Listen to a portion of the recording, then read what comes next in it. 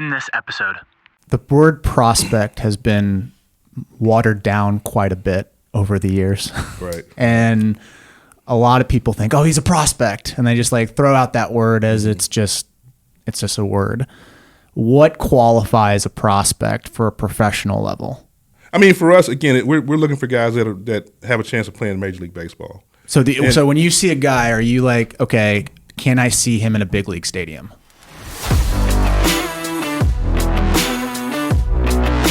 What is up, everybody? Welcome back to another edition of The Closing Pitch. My name is Spiker Helms, and this is a show about people, culture, and how to create a winning lifestyle. We've had some really good responses in the last two episodes. First one was about Twitter plus recruiting. We talked about how to think differently. In the last episode, we talked about how thinking about the deck is stacked against you, how that's not a good thought process. We're all guilty of it. And complaining can end up stockpiling itself and causing an avalanche. And next thing you know, you're in the spiral of death. So listen to those two episodes. We've had a lot of good feedback on that. Also, make sure that you give us a subscribe and then give us a 5-star rating. That helps us out in reaching more people. In this episode, though, this is going to be totally about baseball. I'm intrigued by this because scouting has been one of those things for me where it's a little bit obscure. It feels a little opaque. I don't know what the culture's like. And it took me a while until I got out of baseball to really understand how scouting is done. And then what's the difference between college scouting and professional scouting. And then we talk about international, and then you talk about actually scouting minor leaguers.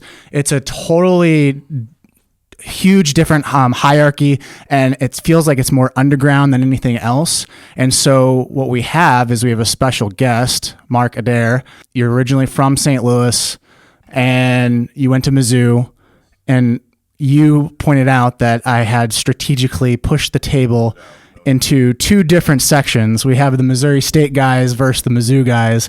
So we have Aaron Jaworski on my left, far left, and then right next to me is Evan Pratt. We both went to Missouri State, so this is a little bit of a strategic setup for the conversation. So before we start, Mark, I want you to do a background on yourself. Guys, he was with the Chicago Cubs for 20 years.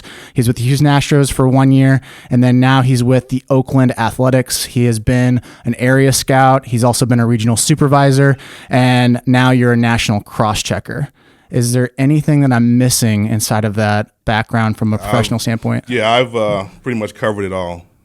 Like you said, it started at Missouri. Well, initially it started in North County, one of McClure High School. Then ended up going to Missouri, walked on there, got the opportunity to play, ended up getting a little bit of money towards the end of the career there. So it worked out. One of the better moves I've ever made playing there. It kind of helped me, guide me towards where I am now, the people I met, the resources I had in order to get into what I'm doing now. Cubs for 20 years. It's hard to be a Cub guy being from St. Louis, but I found a way to get through it. It was a long 20 years. I mean, as it's well documented, our up and down of our record and seasons. And lucky enough, my last year there was the year we won the World Series. We had some new guys come in the front office, made some changes. They got me a chance to get back home to St. Louis. Ended up with Houston. Lucky enough, fell into another World Series in 2017.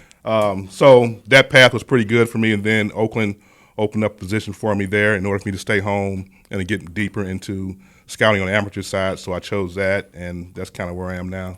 Explain what a national cross-checker is. We're going to go down that hierarchy, right. But kind of give a background on like what a national cross-checker is, because I don't think a lot of people know what that means. Well, the way it's set up, and a lot of teams pretty much have it set up the same way, with just some different ways in which they do it. For us, national cross-checkers, there are 4 of us in the system. We pretty much oversee different regions of the country. So myself, I oversee 4 area scouts. So each one of our national guys pretty much oversees 4 area scouts. We're kind of the go-between from the area scout to the scouting director to the front office. So the area scout pretty much is the guy that identifies a player early. Depending on how good that player is, you'll start having regional cross-checkers, national cross-checkers come in, and it's never really a thumbs down, but it's more so a thumbs up, just to kind of get the player continue to get pushed up the board. So it's just a spot where we're just basically the voice between the area scout and the front office when it comes time for the draft. So what's the difference between a regional and a national guy? There's no difference?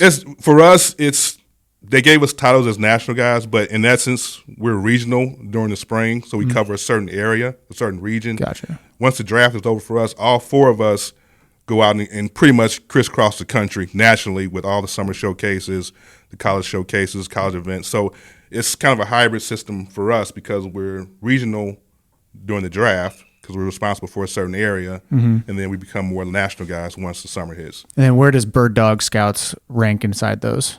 Bird Dog Scout's probably at the bottom of the area scout. It's more so a local guy that lives, let's say, in the St. Louis area.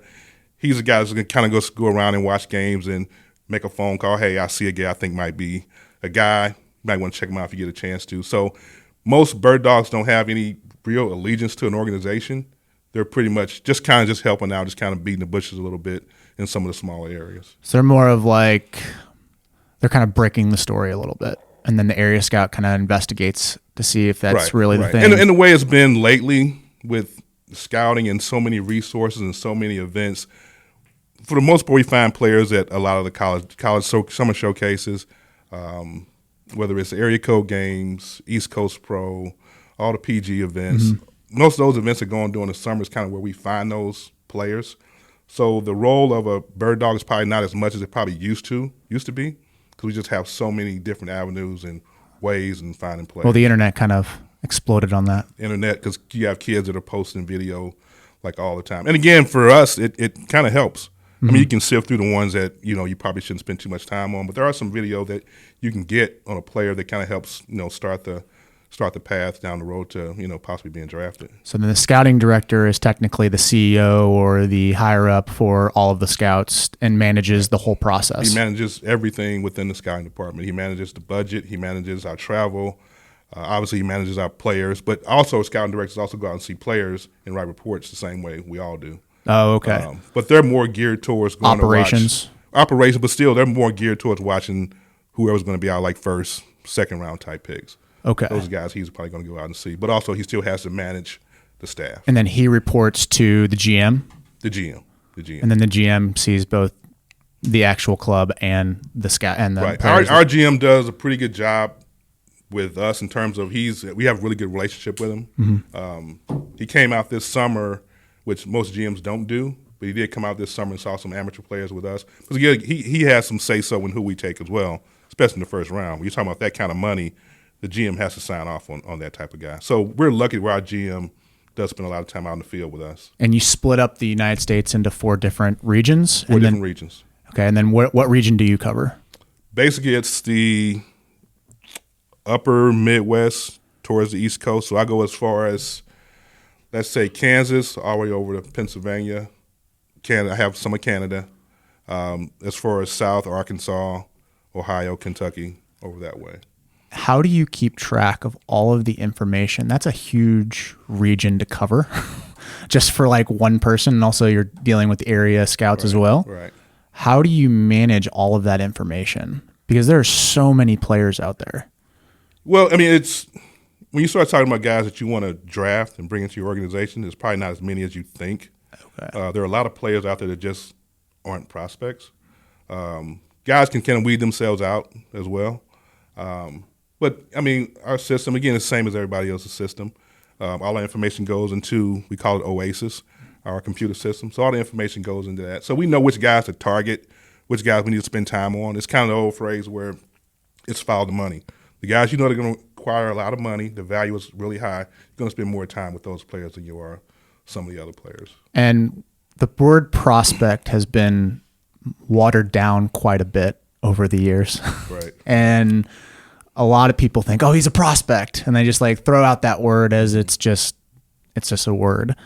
What qualifies a prospect for a professional level? That's, I think that's pretty loaded. It depends on who that term is coming from.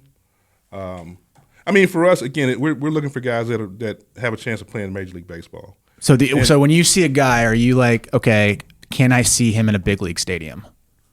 That's part of the process. And for the most part, when I see a guy, we've already determined that guy's probably a prospect.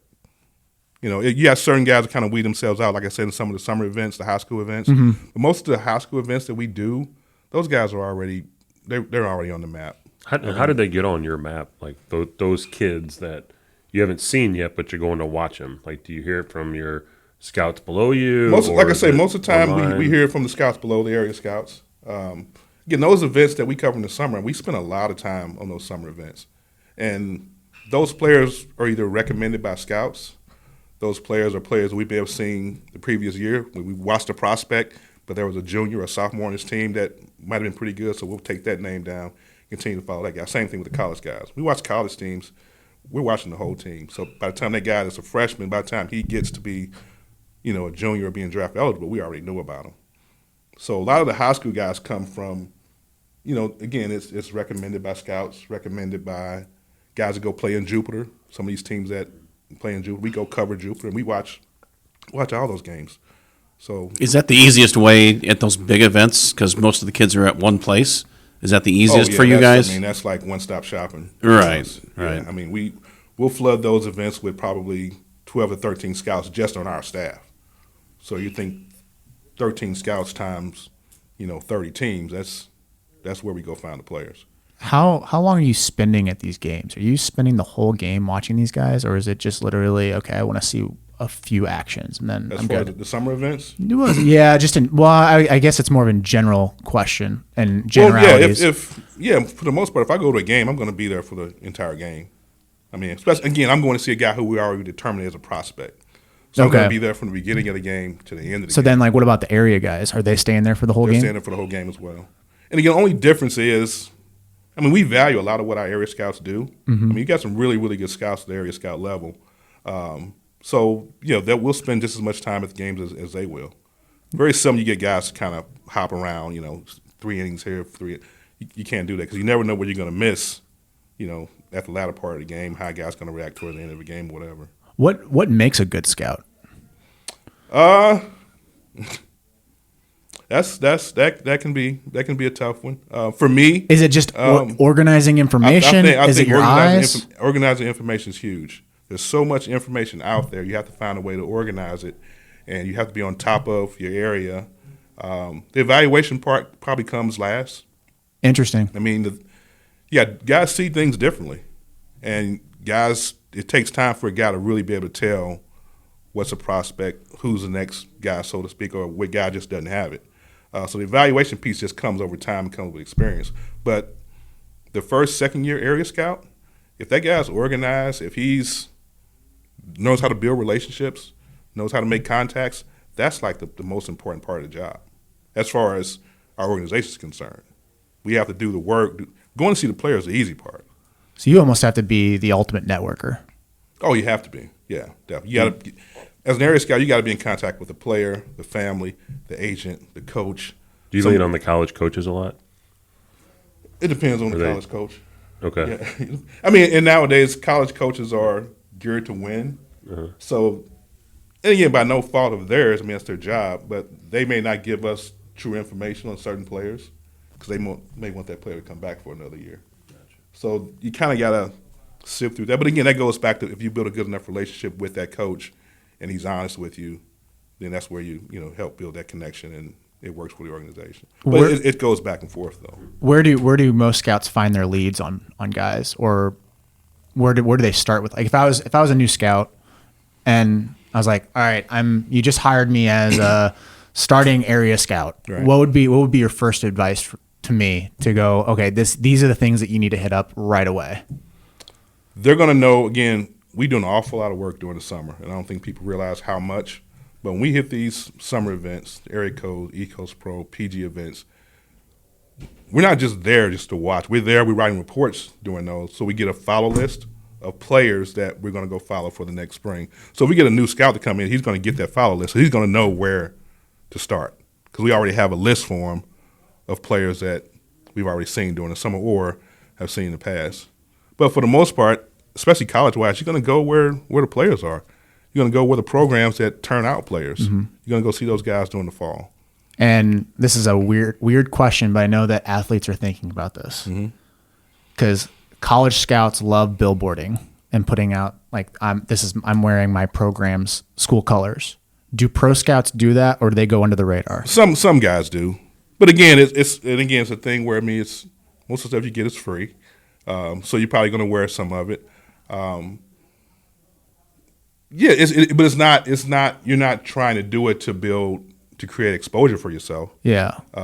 Some guys wear their stuff all the time. Some guys never wear it. So, again, for the most part, the players that we're going to see are pretty much already prospects. So we're not trying to be, incognito or trying to hide in the bushes or anything like that. So. And what events from an amateur status that you have to hit up every year? We hit the PDP event early, and that's the initial start of choosing the 18U Team USA. So we hit that the first part of the summer. We hit area code games. That's 4 or 5 days with all the best players in the country. We hit East Coast Pro Showcase down in Alabama. Again, these events have, 13 to 15 scouts per team at these events. You have some guys that will hit certain PG events, especially down in Lake Point. You get a lot of teams down there, a lot of players down there. So some of these guys that are traveling throughout the summer, they'll play with some of those teams that are traveling. So those 3 to begin with, and then Jupiter in the fall. And then what are you guys doing in the spring? In the spring, once the spring starts, again, we already know which guys we're going to go spend time on. Like for me, myself, my first event this spring will be just to follow what the best college players are playing. So you're spending more time in the college game? Early, because those are the ones that are playing. High school guys aren't going to probably play and get going until middle March, beginning of April. But initially, we pretty much fish in the college ranks early because that's kind of where our draft mostly comes from. We don't shy away from the high school guy, but it has to be a specific high school guy. But for the most part, it's who the college guys are. You hit those better college programs because the same college programs turn out players every year. You make sure you see those teams, regardless. Lucky enough for us, there have been a lot of industries that have been putting out college events where they have some of the better players all in one spot. So kind of like a combine. It's like a combine. It's like a classic or a tournament, but they know players are going to bring scouts. Players are going to bring fans. So Minute Maid every year. There's one at Minute Maid. The first one this year is at Globe Life down in Dallas. There's one in Round Rock down in Texas. Minnesota has one up in the Dome. So those first 3 weekends, those like probably my first 3 weekends of those 3 weekends, because there are going to be a number of teams at those locations, plus with a number of players at those locations. So like the NFL holds like workouts for players. Do major league organizations do that as well? We do. MLB does have a combine at the end of the year, but they're invited players only. And the players will work out. They'll take BP. They'll do infield work. The biggest part of that, because most of those players are players we've seen a lot during the spring, the biggest thing for us at the combine is we get a chance to meet with the players. So each team has their suite at the stadium where we're going to have it. This past year we had it in San Diego at Petco Park. Each team has their suite at the stadium. And the players pretty much like speed dating. They take their turn at each spot. Come in 20 minutes, you meet with them, talk to them, and they move to a new spot. But for us, that's probably maybe the only chance we get to meet the player and talk to the player. Because some colleges have restrictions where they don't want you talking to their players during the season. But once that combine comes, we have those meetings set up. We get a chance to know the player a little bit better. Is that a big part of your decision on a draft? Huge. As far as obviously the personality, same way with the colleges and the high school guys. Right. We teach our kids, the recruits, to be good dudes and good students, good citizens, and that's who colleges want. It's the same way on the pro side, I'm assuming, right? Yeah, definitely. And that's probably one of the bigger jobs for the area scout. He probably can get a chance to get inside that college program a lot sooner than I can because he's built a connection with the coach. But when we get down towards the end, those guys are coming to combine. These guys are, first, second, third round type guys. So you want your scouting director, your GM, which ours is on Zoom sometimes when we have our meetings, but you want them to get a chance to know that guy, ask him certain questions, And That's a $500,000 decision. Exactly. And when that guy leaves, you're thinking, everybody's like shaking hands, man, we like him. Or they're thinking, wow, what's going on with that kid? So you can tell a lot by just meeting with a kid for 20 minutes to a half an hour. But that's like a huge part of what we do in terms of bringing players into the organization.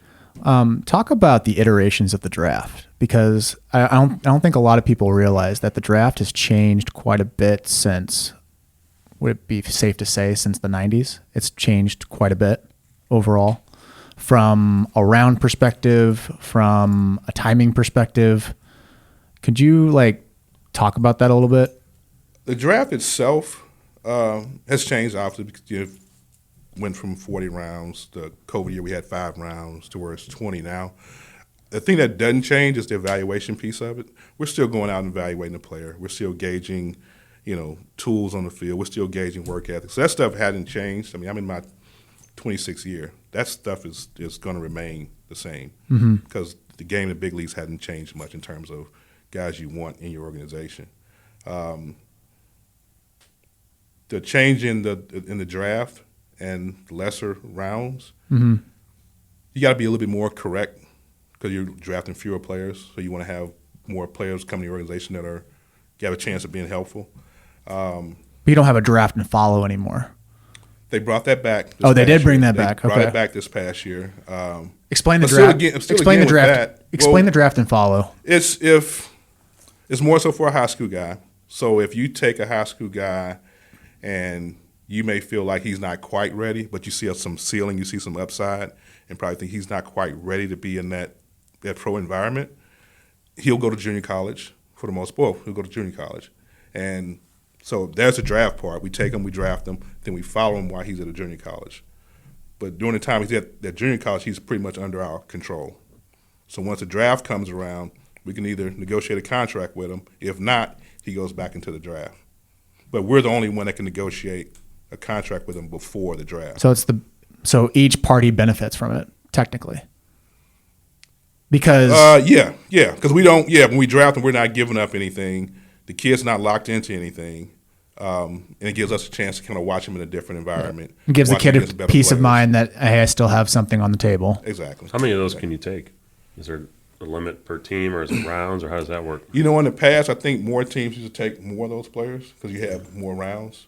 Now, with there only being 20 rounds, you try not to do that too much. Just because you bring a player like that into the organization, you still feel like he's a ways away from being able to compete at that level. And with a lower number of rounds and the contraction of minor league teams, you got to have players that are pretty much ready to step in and play. And the high ceiling guy's going to probably need more at bats. That guy we're probably going to. Probably not going to roll the dice too much on that guy. Do you lean more on free agents to fill those holes when you need spots in your minor leagues? Or how does that work? I don't go draft. I don't get drafted in those 20 rounds, but I'm a good player. So now does the area guy, regional guy still have to go out and fill those roster spots for you guys? After the draft, there's hope after the draft for right. So after the draft, guys. there's non-drafted free agents. So we'll reach out after the draft and we'll talk to the area scouts like, hey, we need this, that, or the other. If you got a guy in your area that wasn't drafted, but you like the makeup, you like what the guy brings to the table, and you think he's worth bringing to the table, we'll bring that type of guy in. And just make a phone call, hey, the draft is passed, are you still interested in playing? For the most part, those guys want to get a chance, they want to play. And with COVID and the fifth years, you have 23, 24-year-olds out there that are still trying to play this game. How does that play a factor to all of the players that are in this pool that are trying to make it to professional baseball? You have so many different types and the maturity level of a 23-year-old, but that's a little late in the game. But it's late. But I guess because of COVID, the older player is pretty much something that's been evident across the board in all sports. I mean, you get college football players that are 25, 26 years old right now playing college football. Some of these older basketball teams, look at Missouri, they got a bunch of old basketball guys right now, but they know how to play, and they obviously help those teams win. Baseball, Yeah, maybe a little bit different because once that clock starts, you start getting that 23, 24 range. It's kind of time to either, use your degree or for us to help you make the decision. Because we obviously want younger guys to help build and help, develop. And that's going to take some time. So like, what's for the ideal spot? Like, what age group are you looking at? That's like, yeah, this is the prime age group for being drafted. 18 to 21. No, that's the prime spot. 18 And once you to get past 21, it kind of starts. 21. If you're still in college or you're in A-ball at 22, things need to start happening quickly for you. Because if not, we still have younger guys coming. Unless you're Tim Tebow. Unless you're Tim Tebow or Michael Jordan or guys like that. If someone that famous. Right. A celebrity. So, and that's the thing. When, there's a draft every year. And I'll tell players as I get closer, I'll tell them, hey, I'm out looking for the guy to replace you. We just drafted you last year. I'm looking out for the next guy to push you along, and either you're going to get better or we're going to move on without you. Where does independent baseball rank in all of this? That's a tough one because those guys are, for the most part, the older guys. You may find an outlier in the independent ball, maybe a pitcher that all of a sudden has, some velocity, always found a way to throw strikes. Or I don't think we beat the bushes in the independent leagues much. Because, again, most of those guys have had opportunities. They've played at the college level. And we'll use that history to see what type of player they are. So just because you go to independent ball and you pull up these great numbers, you still got to look at who you're facing. Mm-hmm. But then again, we'll go back and, okay, what was this college career like? We still use that history. History is huge for us, I know, in our organization, depending on your performance over time. Then where does the foreign market kind of go for that? So the foreign leagues, is that a thing for you guys to go, or is that out of your guys'? That's probably out of my pay scale. We have an international department, so just as the way we have scouts over here domestically, we have an international department that only sees international players in Latin America, Pacific Rim, things like that. So I don't get too much into the international side of it. I've taken trips over there just for the purpose of having a gauge of the players over there compared to ours. But yeah, I'm not in the decision-making process when it comes to those guys. What would you say, like, the style of play? Like, how is it different amongst the different, like, Americans versus the Dominicans, Puerto Ricans, Koreans? I know Australia is starting to get pretty big. Yeah. How do those players differ from one another? Well, we hope there's not much difference. We're still looking for guys that can, throw strikes, hit strikes, pick the ball up, and throw it across a diamond. I think the Latin American guys, they play a lot more just because of the weather, because of their passion for the game. They play a lot more. So their skill level, and I won't say so much their skill level, but their athleticism, their instincts, they may be a little bit ahead because they've been playing for so long. Mm-hmm. We took a trip. This was right before COVID, in February before COVID hit. Myself, a scout director, and our other crosschecker, we took a trip over to Dominican for like 3 or 4 days. And we drive up to this dorm area, and you got kids that are 12, 13, 14 years old come out of the dorm to work out for us. And these kids are pretty good, pretty skilled players because that's all they know. Now, this may be at 11 o'clock in the morning, so they're not in school. School is not going to be the thing that helps them get off the island, so to speak. Those guys want to play baseball, and that's all they do. So where would you rank that skill level compared to like the youth level here? Or would you say they're like high school players at that point? 12 to 13-year-olds? Close to it. Other than the fact that they still haven't have as much strength as some of the because they haven't hit high school kids here. Maturity. Nutrition is a little bit different, so you're dealing with a guy that still has some ways to go strength-wise, gaining weight, things like that. But I think the passion for what they do is probably a little bit different than the guys over, because again, so many different things that kids over here can do. Those kids are playing baseball from January to December. Our kids here, if you're involved in other sports, you're involved in video games, you're involved in schoolwork because you want to go to college. It's a little bit different. The kids over here you have to be really, really special to play at that next level because it's a limited amount of time that you have to develop. Now, can you tell when you see a guy if he was a multi-sport athlete or he was just literally just baseball? I can't tell just by looking at him. I mean, I know when I see an athlete on a baseball field. Yeah. You would hope that some kids do play multiple sports, especially when they're young. It's hard to now because everything's so specialized. I mean, you get a lot of guys that right now they're in high school that could be really good basketball players, but they can't do that and get their training and go through all the winter stuff they do for baseball, specific stuff they do for baseball. But if you can get a guy that's a multi-sport guy and he has some athleticism, that's huge. It's huge. What's your recommendation for an athlete that has aspirations to play professional baseball? So, like, if I was 14 years old or 13 years old and was like, I want to play professional baseball, what is the first thing that they need to start tackling? Well, first of all, you got to hope there's some God-given help there somewhere. You got some luck on your hands. Yeah, you got to have some luck on your hand. You got to be somewhat built for it. But you do have the guy that's going to be that grinder type of guy that's going to work. And eventually somebody's going to see it and they're going to give this kid a chance. Because I know a lot of dads are probably thinking right now, like, well, what about Jose Altuve? They'll like name all of these guys that are obscurities or outliers, Right. But the percentages aren't really conducive to those guys making it. Right. So, like, how do you tell that to a player? Like, oh, I'm 5'8", and like I said, it's you got to be a grinder. It's got to be makeup. Altuve, he went to a workout that he was not invited to and was sent home after the first day. Came back the next day. He continued to come back, continued to show up.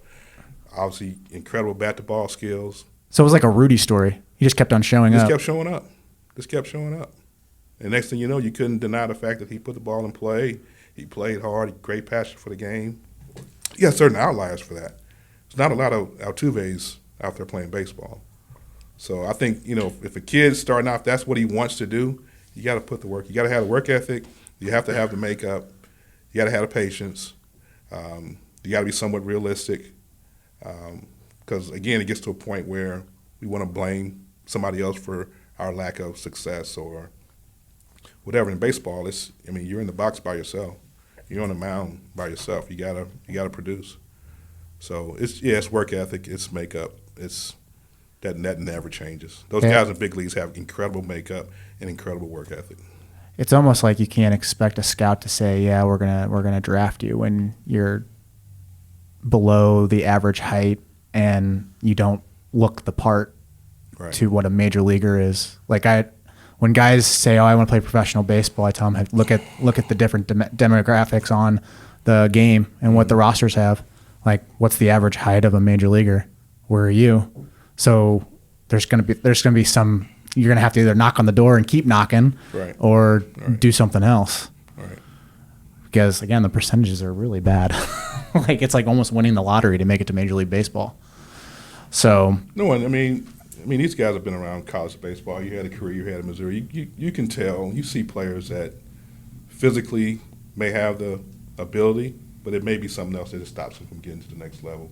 Again, whether it's work ethic or makeup. You certainly got to want it. Right. Certainly got to want it. You can overcome a lot of things if you want it. I remember when I was in high school, and this is back in '94, years ago. I'm aging myself here, and I know things have changed.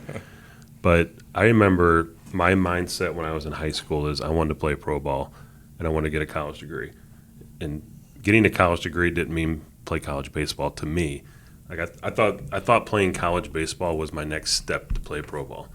And I just always thought, I'm going to play pro ball. I'm going to be in the big leagues. Never made it to the big leagues, but I got a chance and got drafted. And nobody wanted me out of high school. I had two chances, Missouri Baptist and a junior college over in Illinois, and that was it. And then Mizzou called after my senior year in the summer, about 2-3 weeks before reporting date. So I switched from JUCO to there.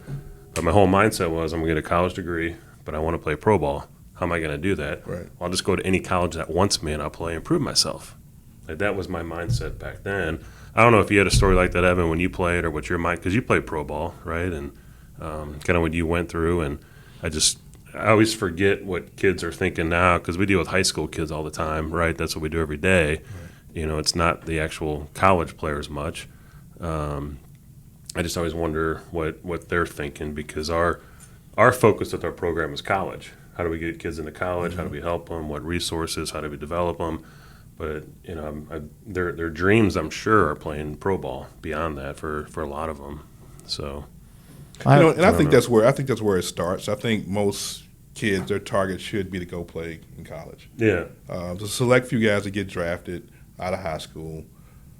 The majority of guys go to college. They get bigger. They get stronger. They learn how to play the game. They learn how to be away from family, and that's where, again, most teams mm-hmm. are fishing in terms of the prospects. And plus, with a high school guy, we can't. The way analytics is nowadays, we use those. With a high school kid, we can't find analytical data on a high school kid. There's not a lot of trackmans at high school fields. Exactly, yeah. And there's not a history of that guy playing high school. I mean, against really good competition over a 2 or 3 year period. Yeah. So with the college guy, again, he has a leg up because we have more history. We see them play against better competition. They're more minor league ready. Where I think the high school kid, again, unless you're a bonus baby, you're going to get millions. You can't walk away from that. But if your guy is kind of on the edge, I think you should continue to try to shoot to go play college baseball somewhere. Mm-hmm. Well, don't you kind of you guys especially use college baseball as like your minor leagues? You want them to develop. And you want them to. One thing that I was told when I was started playing, you want to spend as less time in the minor leagues as possible. Right. You want to get to the big leagues. That's where you want to play. Right. You're not making money in the minor leagues. I was making $880, and I think it's gone up like $10 since 1991. Right. Exactly. And that's a different story for another podcast. But that's kind of, I think, by design. They're wanting to kind of not necessarily starve you out. But, hey, are you going to do this thing or not? Or you want to get to the big leagues or not? Otherwise, like you said, this mm-hmm. next guy's coming up. It's a grind. It's a grind. And you better be ready to go. You better be ready to put your best foot forward, right. Or they're going to send you home. And I've gotten the chance to do that, and both of us got sent home. Hey, here, go start life. Right. It was great. It was fun. We've got baseball cards, and we can say we played pro ball. But we didn't make it, which was one thing we always wanted to do. But that you kind of like use that college end of it to get college, pro ready dudes. That's kind of what you do, kind of what you target, I think. And I don't think it's been actually put out there, but I think once they went back to, or not so much back, but went to 20 rounds, that helped the college programs. Because some of these high school kids that we were kind of throwing money at and wanted to give them a shot, we're not doing it anymore. We got the slot system. We have less rounds. Those probably a little bit better than average high school players are going to college now instead of going and trying to find their way through minor league baseball. They're going to college, which is making the college programs better, which in turn helps make us better because, again, like you said, that's kind of our a proving ground for us. Kind of how I view it from the outside perspective is that when you guys had all those minor league teams, like, oh, we can develop these guys, and then it felt like you guys realized, oh, we have a lot of overhead cost here. Why are we trying to do it ourselves? Right. We got really good college coaches, so let's just have the college coaches do it.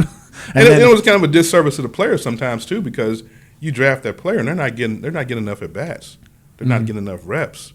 And next thing you know, you're looking 2 years down the road and this guy hadn't gotten any better. Well, probably hadn't gotten any better because he hadn't played a whole lot. Even though he's in the minor league system, he still hasn't played a whole lot. You can almost take that down to the 4-year schools. Like, why would you want to go to a 4-year school if you're going to sit the whole time? That doesn't make any sense. So why don't you go to junior college instead and get developed?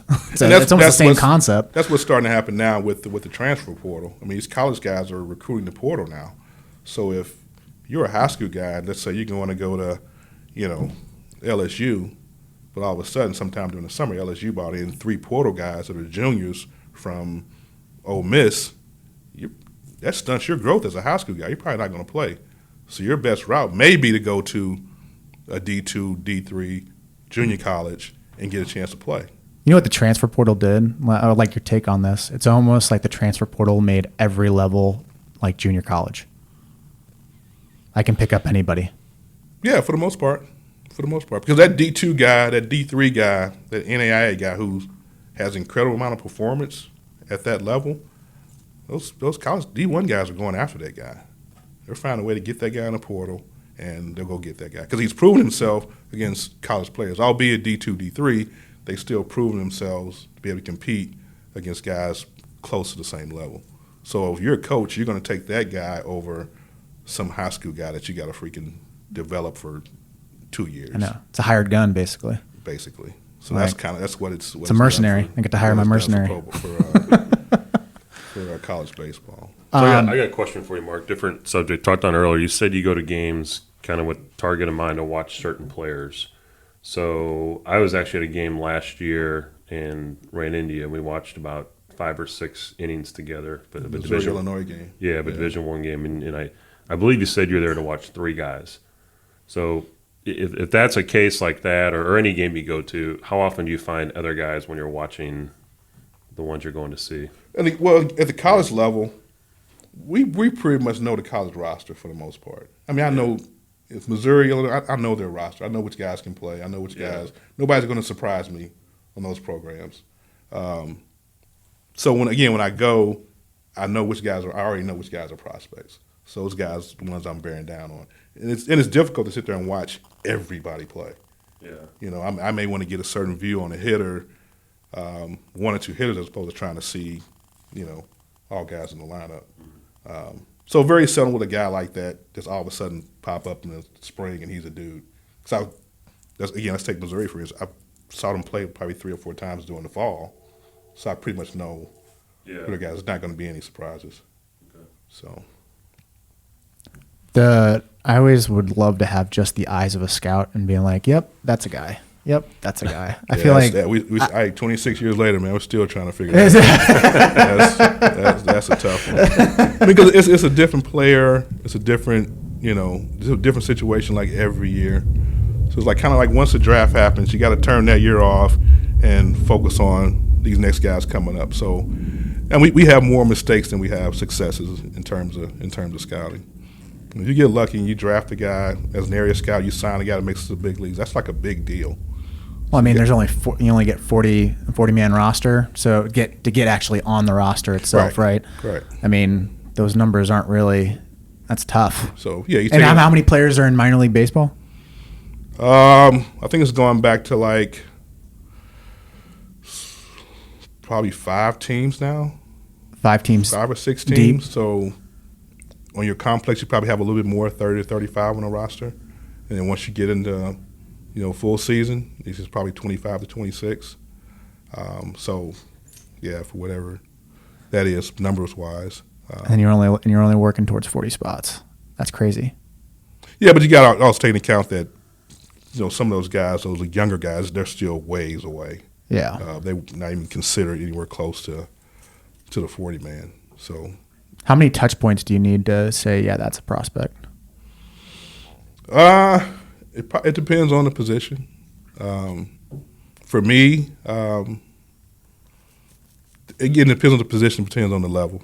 I mean, the college guy, obviously, you want there to be some strength. You want there to be some type of aggressiveness. You want there to be some instincts to play. With the high school guys, some of that stuff is still there, but again, you want to be able to see some level of projection, athleticism. So it's not like you go to a ballpark and then you see the guy's actions and you're like, yeah, that's a dude. No, because there's so many other things involved in it. I mean, I can see him and say, okay, that's a dude, but depending on what position he plays, can he run? Can he hit? Some guys, if they're going to play on the corner, they better swing that bat really, really well in order to be like a dude. Guy in the middle, you still got to be able to swing it, but you got to be able to pick it up and throw it pretty easily too. So it kind of just depends on the position to be able to tell, that's the guy. And again, like I said, we've missed on a lot of guys that we thought were dudes, and they weren't, and vice versa.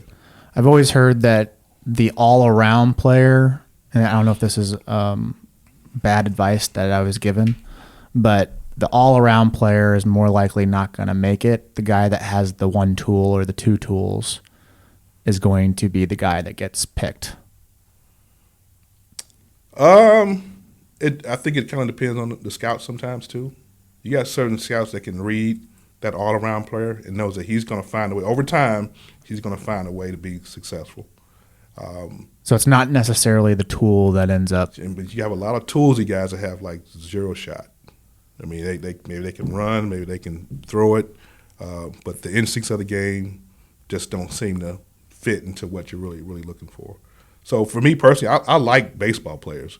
I like guys that can play the game, that can do a lot of different things. That know the game. And when you show up after 5 days, they've got a number of hits, they've stolen bases, they've made great plays, whatever the case might be. And that's why we see these guys so many times. It's not just a one look. We see these guys as many times as we can, especially the guys that are real prospects. You'll see it time and time and time again because you're going to see something different, and hopefully something else triggers to make you think, okay, I really like the guy now. And you see him again, like, that's the guy. So the guy that throws like 94 and 95, it's not a in the bag, like that guy's going to be a high draft pick. He's got to show some type of secondary pitch. He's got to be able to locate his fastball. What type of movement? Strikes. What type of movement does he have? Right. And then you basically rate it on that scale. And you know, again, some athleticism. I mean, I don't think people realize what good athletes some of these pitchers are in the big leagues. Because again, you're talking about a guy that has to make adjustments over time. Guys that aren't athletes, it's hard for those guys to make adjustments because their bodies just don't allow them to do things different than what they're used to. So all the crap that POs get, it's not true. They have to be athletes. Oh yeah, definitely. They have to be athletes again, unless they're blessed with enormous arm strength or ability to spit it. Is it easier for you to scout and I guess or to project out like a pitcher or a positional player for you personally? You know, it's kind of weird because I'll say I was a hitter. I was in the lineup as a hitter. I'll say that. That's how I feel I was. For me, I felt like it was easier for me to scout pitching because I knew what got me out. I knew what I didn't like. I could tell that's going to get most guys out. So for me, pitching was a little bit easier for me to gauge. Hitting was a little bit tougher for me, and it's almost kind of weird because you figure most hitters can scout hitting. For me, it took a while just because I started realizing all the things I did wrong as a hitter. So I had to kind of look for other different things and different. Like name one thing that you thought like when it was like a revelation. You're like, oh man, I did this wrong. Because I think that's a really cool perspective. Is you now in the scout and you're evaluating hitters as a hitter. Yeah, like what. Like you, because I think that's a really cool thing. Because like I wish I could go back and be like, You need a pen and paper. This is going to be a long list. Because like when For all of us. yeah, because ranking a player from a professional standpoint is totally different from a college standpoint. Like I can look at a guy now and be like, yeah, you're going to play college. Like he has some tools and he's probably going to make it because the probabilities are a lot higher for him to make it. Sure. But for a professional, you have to be so razor thin on your decision of like, yeah, that guy's not going to hit in the big leagues. That guy's not going to hit in minor league baseball. He's not going to make it past AA. Yeah, I don't think, for me personally, again, where I played in high school, I wouldn't say baseball is like my main sport. Mm-hmm. I mean, I had some opportunities to go play football and I dabbled in basketball. And I played baseball because I was athletic enough. I was good enough. I had some skill. Then when I got to Missouri, I felt like I was a little bit behind a lot of guys, even guys from St. Louis, because the competition level wasn't overly great. I didn't spend a lot of time on it during the off season. I mean, you got guys now that'll come up here and hit during winter break the whole time they're at home. I can't remember ever doing that when I was in high school. And then, like I say, once I got to Missouri, it was so much going on, and the pitching got so much better. I never found a way to make the adjustment. So before you know it, I'm in my third year. I'm hitting 220 or whatever, and it's like kind of your shots kind of going by. But I played every day for the most part because I was really good defensively. Mm-hmm. I felt like I had good work ethic. I felt like I had good makeup. But the hitting part just never clicked for me, and I'm not sure. So it's just a realization that like maybe I should hit in the winter. I probably should have hit more. Yeah. I mean, even when I was at Missouri, I didn't use the time given to me to improve my hitting. I didn't go hit in the cage, and that's crazy. We didn't spend a lot of time as much as guys spend on it now. Hack would say that too. He was like, "Yeah, I didn't hit that much in the winter." No, It's like, oh man, I wish I was like that. Like I had to hit every single day, and I barely made the lineup. So yeah, knowing what I know now, I wish I would have done things differently. yeah, But that's that's what I see now. I like hitters that take the time and go hit and improve your craft and hit off a tee and do something. I didn't do that stuff. Therefore, I wasn't a very good hitter. So It's amazing how much you become a self-coach when you do that. 100%. And you feel, oh, that's what that guy's been telling me for 5 years. Yeah. And it just clicks all of a sudden. And then it becomes part of your resume or part of your DNA as far as what you do as a hitter or as a player. And when you do it, it's not like you got to hit 24/7, but you do have to put, like we talked about, you have to put the work in to get to that pro level or college level or even high school level. And if you don't, if you're just a time clocker, you're never going to make it. it's almost like an evolution. Like you can tell. I love seeing pro guys when they come in here and hit. Their process is totally different than a high school guy who's just he needs his dad or needs a coach to help him along the way. Right. And then the college guy can come in on his own, but then he also needs a buddy to come with him. But then the pro guy is like he's in and out of the facility like that, and it seems like he spends more time in the weight room and then taking care of his body than actually the skill side of things. Just kind of cool, like seeing the evolution of how that. I think when they get works. to that point, they're fine tuning things, Right. and they've put the work in to get to that point, and they understand and know their body, their swing, and their what they do. 20, 30 minutes, I'm good. I got the feel of it. I think they come up with their routine that day too and a plan. Like I'm gonna take these swings this way. Like Pools used to come and hit for 6-7 years at Balls and Strikes, and just sit there and watch him in the office and stuff. And first round was tees. He did about 30 or 40 balls right in the corner in the same spot, line drive oppo. But every day he did that, and then he went into front toss. I went into some BP, but he had his routine, and he was out at a certain time. Yeah, but he didn't spend Matt the whole Adams day there. does it here right now when he comes in. You know, he's not here that long, but he's going through the same drill sets where I think if it's a high school kid coming in with their friends, like it's great to see them. You want those gym rats, but they're just in there hitting and hacking away. But I think it's part of them figuring it out, and they'll get there. Figuring out the They'll get their process, routine, yeah. You know? But again, you So- only know what you know, right? Yeah. Right. Yeah. I have one more, and we don't need to keep it long, but just one more topic I'm interested Yeah. in. Draft week. Does that just get crazy out of hand, like with the Oakland A's and your organization, how that works, and kids off the board or back on the board? And can you give us a couple minute insight on that? Yeah, for us, it's and again, I think most organizations are the same. It's a 10-day process for us. We show up in Oakland, and we know we're going to be there for 10 days until the end of the draft. Because of computer systems and resources and things like that, by the time we get to Oakland, we pretty much got an idea what our board's going to look like. Because as we turn in reports, they're populated into a certain order based on the grades we put and things like that. So we don't spend a whole lot of time talking about, a real true order. But like I said, the first couple of days, it's the Crosscheckers front office, meaning scouting director, GM, and we'll put our top 70 names on the board, and we'll just hash out those top 70 names. We think those top 70 names are going to get us at least through the third round.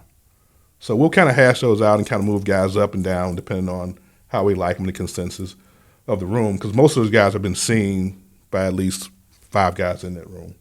Okay. After that, the area guys will come in, like on the 4th day. They'll provide a little bit more insight on the player, and we'll start sifting through the rest of the draft as well. We'll leave those top 70 guys out, and we'll sift through the next few rounds. But the area scout will provide us more information, background information, makeup information on those players. We'll spend a day where it's a medical day. Our doctors will come in. They'll go over medical information on a certain player. We'll tell you, what do you think about so-and-so? He'll read through his medical. Yeah, this guy has X, Y, and Z. It's probably guys you stay away from. Or this guy has a reoccurring whatever. Stay away from it. Or, hey, this guy's produced, over the last 3 years, the injury is not as big a deal. So we'll spend a whole day just going through medical information. Okay. By the time we get to draft day itself, all the work has been done, because you just got to wait and see who the other team's taking, who's left, and who's not. As far as guys on the board and being taken off with it, medical will be a reason guys taken off. You get some guy whose value is their value for themselves is a lot higher than what we think it is. So we'll eliminate that guy because of monetary reasons. And then it's an exciting day because we spent 7-8 months getting ready for it. But again, most of the work is done. It's pretty much just kind of just sit back and watch. Right. How many players are on your board? Probably to start, 12 to 1,300, I guess. I mean, you're talking the entire country. You're talking multiple age Puerto groups. Rico. You're talking Canada. But again, a lot of those guys get weeded out pretty quickly. Again, because of medical, because of financial reasons. Then with 20 rounds, right? So you end up yeah. with that many players. Right. So you start with that many, you end up with 20. Here's a question we didn't hit on during the scouting side of things, like actually seeing the player on the field. Mm-hmm. If someone throws their bat or just throws it in disgust or argues a call or anything like that, is that a major cross-off for you? Or is that kind of just part of the game and you're you have to evaluate it? Depends on how good the player is. Situation. I mean, that's it. You take that into consideration. But I think for the most part, the kids that we're looking at, the ones that know their prospects, don't do things like that. Very seldom you get a guy that's a really good prospect to where he's going to carry himself that way. He's been taught. He knows the routine. He's not going to, because he knows guys that they're watching. He's not going to do anything like that. If you get guys that do end up doing things like that, it's you take notice. It can be a red flag. But for the most part, your better players don't respond like that. So we don't really have to delve into it. Self-control. Right. I guess you want to see some fire, though, right? If those guys are, it it depends on the player, depends on the situation. Yeah. Well, it's if it's 0 for 4 with 4 Ks and just had a really crappy day. We've all been there. And you just want to scream into your helmet. Right. And again, if we're there to see that guy and he strikes out 4 times, and because we're there to see him already, we know it's just probably a bad day. Yeah. I mean, I think his first minor league game, Chris Bryant struck out 5 times. Ouch. His first minor league game when I was with the Cubs. And we were like. Jason Bell told me, he's one of my friends from the Houston Astros. He said Pena, the current shortstop for the Astros, he was managing the single A team, and he had Pena as his first year, and he had no idea who this kid was. He just the Astros picked him up and here's your new shortstop. And Jason had 1-word conversation with him before he hit the field. Pena made 6 errors that night. And he was like, what do I tell the guy? You're not going to make it to the big leagues? What do you say? 6 errors in 1 game, and just yep, that's the start of our season. We'll see how this plays out. And that's part of the process. You got to have guys that can handle those types of situations and can make adjustments and walk out the locker room that day thinking tomorrow's a new day. So. Which is so hard to do in the short term because you think the world's crashing down on you. So, Mark, thanks again for doing this episode. A little selfishly for me, it's been an eye-opener from the scouting perspective, so I appreciate that. Aaron, Evan, thanks for joining in on this and kicking Dave out. Absolutely. I've been getting so tired of my co-host. Absolutely. Step it up. No, I mean, to the last thing is that what you guys do here is, I think it's awesome. For me to be lucky enough to come up here and work with some guys, but be around some guys that I've known over the years, it's comfortable and it's good for me to be able to do it. That's awesome. So we appreciate that. Appreciate it. Guys, that's this episode of The Closing Pitch. Please make sure that you subscribe to the channel. Give us a 5-star review. Dave will be back in the saddle for the next episode. We will catch you later. See ya.